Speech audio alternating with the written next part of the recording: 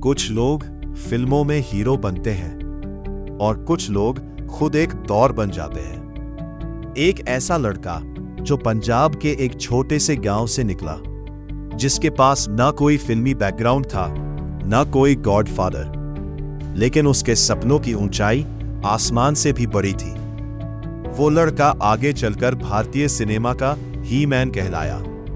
ये कहानी है धर्मेंद्र की। 8 दिसंबर 1935 पंजाब के लुधियाना जिले के साहनेवाल गांव में एक साधारण परिवार में जन्म हुआ धर्म सिंह देओल का। पिता केवल किशन सिंह देओल स्कूल के हेडमास्टर थे। मां सतवंत कौर एक गृहिणी थी। परिवार में अनुशासन था, संस्कार थे, लेकिन फिल्मी दुनिया से कोई संबंध नहीं था। किसी ने नहीं सोचा था कि ये बच्चा एक दिन करोड़ों दिलों पर राज करेगा। धर्मेंद्र बचपन से ही बेहद शर्मीले थे, लेकिन फिल्मों के प्रति उनका जुनून अलग ही था। कहा जाता है कि उन्होंने दिलागी फिल्म कई दर्जन बार देखी थी। स्कूल से भागकर सिनेमा जाना उनकी आदत बन चुकी थी। जब दूसरे बच्चे खेलते थे, तब धर्मेंद्र खुद को फिल्मों का हीरो समझते थे। उन्हें नहीं पता था कि एक दिन ये सपना हकीकत बन जाएगा। पढ़ाई पूरी करने के बाद उन्होंने रेलवे में क्लर्क की नौकरी शुरू की। महीने की तनख्वाह बहुत कम थी, लेकिन दिल में एक ही सपना था, मुंबई जाकर अभिनेता बनना। परिवार की जिम्मेदारियां थीं।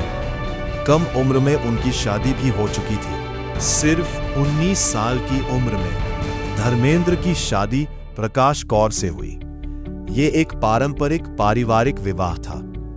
धीरे धीरे परिवार बढ़ा। उनके घर 4 बच्चों का जन्म हुआ।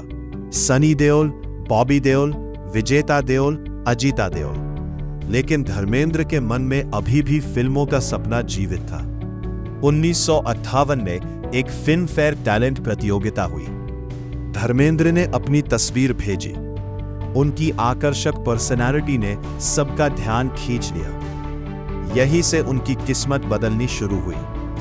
मुंबई पहुंचे तो संघर्षों का असली दौर शुरू हुआ। कई रातें भूखे पेट गुजारी, छोटे छोटे कमरों में रहे, स्टूडियो के चक्कर लगाए, बार बार रिजेक्ट हुए, लेकिन उन्होंने हार नहीं मानी। 1960 में फिल्म दिल भी तेरा हम भी तेरे से डेब्यू मिला। फिल्म बड़ी हिट नहीं हुई, लेकिन धर्मेंद्र का सफर शुरू हो चुका था।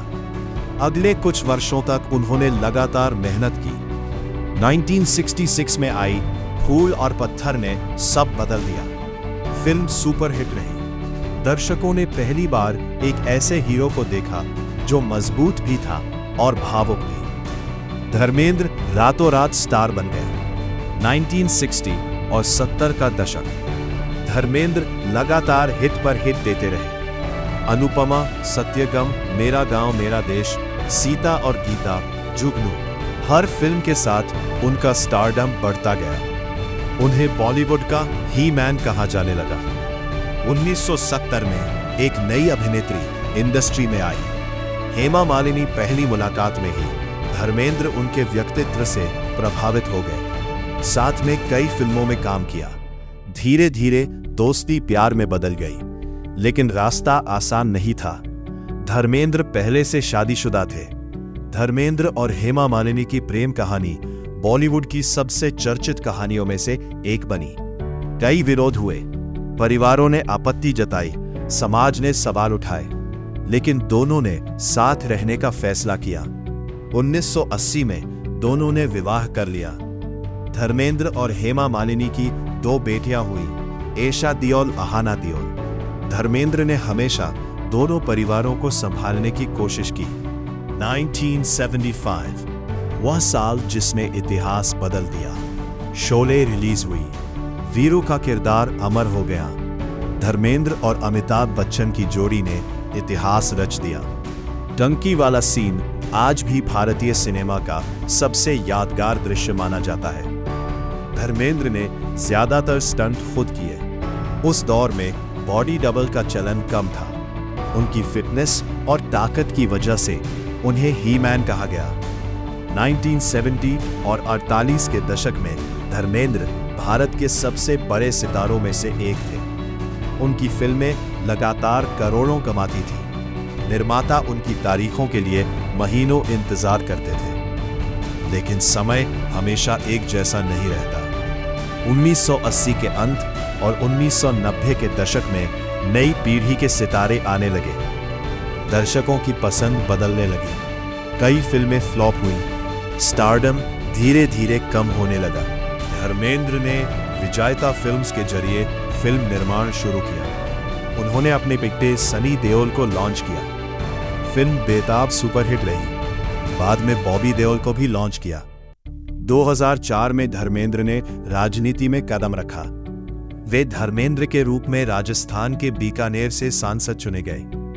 हालांकि राजनीति में उनका सफर फिल्मों जितना सफल नहीं माना गया। कुछ वर्षों बाद वे सक्रिय राजनीति से दूर हो गए। 2000 के दशक में धर्मेंद्र ने शानदार वापसी की। अपने में पहली बार 3 पीढ़ियां एक साथ दिखाई दी। फिर यामला पगला दीवाना ने दर्शकों को खूब हंसाया। आज धर्मेंद्र भारतीय सिनेमा के सबसे सम्मानित कलाकारों में गिने जाते हैं। लगभग 6 दशकों से अधिक लंबे करियर में उन्होंने सैकड़ों फिल्मों में काम किया। धर्मेंद्र सिर्फ एक अभिनेता नहीं है, वो संघर्ष की मिसाल है। एक ऐसा इंसान जिसने गांव से निकलकर बॉलीवुड के शिखर तक का सफर तय किया। उन्होंने साबित किया कि सपने छोटे गांवों में भी जन्म लेते हैं और अगर मेहनत बड़ी हो तो दुनिया उन्हें सलाम करती है। 24 नवंबर 2025 भारतीय सिनेमा का एक स्वर्णिम अध्याय समाप्त हो गया। 69 वर्ष की आयु में बॉलीवुड के ही मैन धर्मेंद्र ने मुंबई स्थित अपने निवास पर अंतिम सांस ली। लंबे समय से उम्र संबंधी स्वास्थ्य समस्याओं से जूझ रहे धर्मेंद्र के निधन की खबर सुनकर पूरे देश में शोक की लहर दौड़ गई। प्रधानमंत्री से लेकर फिल्मी सितारों तक हर किसी ने उन्हें श्रद्धांजलि दी। सोशल मीडिया पर करोड़ों प्रशंसकों ने अपने प्रिय वीरू को नम आंखों से विदाई दी। उनके अंतिम संस्कार में परिवार, मित्रों और फिल्म जगत की कई बड़ी हस्तियां शामिल हुई। उनके जाने के साथ भारतीय सिनेमा के एक ऐसे युग का अंत हुआ जिसने 6 दशकों तक दर्शकों के दिलों पर राज किया। लेकिन कुछ लोग कभी नहीं मरते। वे अपनी फिल्मों, अपने किरदारों और अपने चाहने वालों के दिलों में हमेशा जीवित रहते हैं। धर्मेंद्र भी उन्हीं अमर सितारों में से एक है। पिक्चर खत्म हो सकती है, लेकिन धर्मेंद्र नाम की कहानी कभी खत्म नहीं होगी। कुछ सितारे आसमान में चमकते हैं और कुछ सितारे इतिहास बन जाते हैं। धर्मेंद्र उन सितारों में से है जिनकी चमक पीढ़ियों तक दिखाई देगी। एक लड़का, एक सपना, एक संघर्ष और फिर एक ऐसा नाम जिसे भारतीय सिनेमा कभी नहीं भूल पाएगा। अगर आपको धर्मेंद्र जी की यह प्रेरणादायक कहानी पसंद आई हो तो वीडियो को लाइक करें, चैनल को सब्सक्राइब करें और बेल आइकॉन जरूर दबाएं। ऐसी ही शानदार बॉलीवुड बायोग्राफी, अनसुने किस्से और सिनेमा की यादगार कहानियों के लिए हमारे चैनल के साथ जुड़े रहिए। मैं आपसे फिर मिलूंगा एक नई कहानी के साथ।